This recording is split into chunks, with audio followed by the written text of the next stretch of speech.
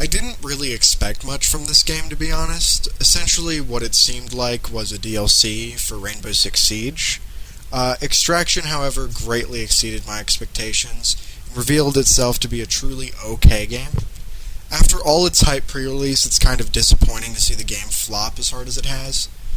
There's still a pretty solid player base, and I still play the game personally, but it's, really slowed down from release, and it's not even nearly as popular as it could have been. The graphics are rich, realistic, and appeasing. Simply looking at the graphics makes you really want to rack your brain for a strategy and try to take advantage of every single piece of equipment you have at your disposal. You can pick from a large group of operators that you probably know if you've ever played Siege. The kits differ compared to your usual attack and defense, though. They consist of two different offensive and passive gadgets. Your types of offensive gadgets consist of what I think are four main types of gadget. Stealth, explosive, takedown, and defensive are your main gadgets. Stealth gadgets consist of stuff like spotting grenades, smokes, recon grenades. Your normal explosives like impact grenades, frag grenades, and nitro cells.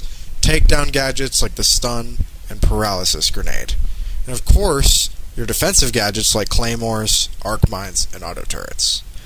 All of these have unique utilizations in each mission. Each character also has their own unique operator gadgets. These unique operator gadgets can affect which offensive and passive gadgets that you choose. For example, Ella's Gersmont mine is effectively a stun or paralysis grenade. This, hypothetically, allows you to take a different offensive gadget, like impact grenades, an auto turret, or an arc mine. What better to pair gadgets and grenades with than guns? All operators can pick from one of at least two primaries and two secondaries, with some operators being able to choose up to 5 primaries, and some can only pick one secondary. With this, the character and weapon customization is extremely smart and fluid, and this is the way it should have been implemented into Siege. The gameplay, also similarly to Siege, is quite responsive. This game both has solo and multiplayer modes. Well, technically not exclusively solo. You could choose to play the multiplayer modes as a solo player, or you could play with up to 2 friends. The game is cross-platform. There's also a random matchmaking option, which I have met a couple new people. However, most players don't have a microphone or don't use it, so it really is more worth to just play with people you already know. Do keep in mind that if you play with a group you don't know, you should be more passive and sit back so your operator does not go MIA. MIA is a last chance to get your operator back before they die.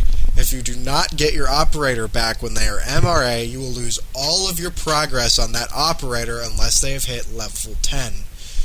Trust me, it is the most bullshit thing in the entire game, and it really fucking pissed me off because it happened to me before they made it, so you can not lose a max level operator. If they die, the entire experience that I've gotten on that character up to that point would reset. You'll lose game progression to a next weapon or tech tier. The game promotes stealth whenever possible. However, there are definitely times to go loud and gun down as many enemies as possible. I mean, there are LMGs for a reason. As you can see, I've put more than a normal amount of time into this game in just the few weeks that it had been out at the point that it released. Honestly, I feel that the game is most definitely worth it, and I'm going to try to convince my fiancé to get the game as well. I do recommend it, but I also do recommend that you wait for a sale, as $40 is a bit much to spend on a game that I still think is more of a DLC compared to a standalone title. While I do love the game, I got the ability to play it for free, and it just doesn't seem worth it as a standalone game. Perhaps Ubi should change it to be a DLC, or a package deal with Siege, and make the whole thing $60, instead of the game individually being $40. It is a great game, and worth the money, but only if you have $40 to spare, and nothing you want more. For example, any of the Dark Souls games are much better. And, it's been a while since I've uploaded. I just had a ton of shit to handle, and this video is kind of coming out hopefully a few days before my next one. The Dark Souls video is kind of on hold until I can get good gameplay for it, obviously. It's really, shit quality. I can't really find anything much better than that. also have an Elden Ring video in the works. I'm just working on the script on that one. I'll try to keep any spoilers to a minimum during that one and talk more about the gameplay and progression.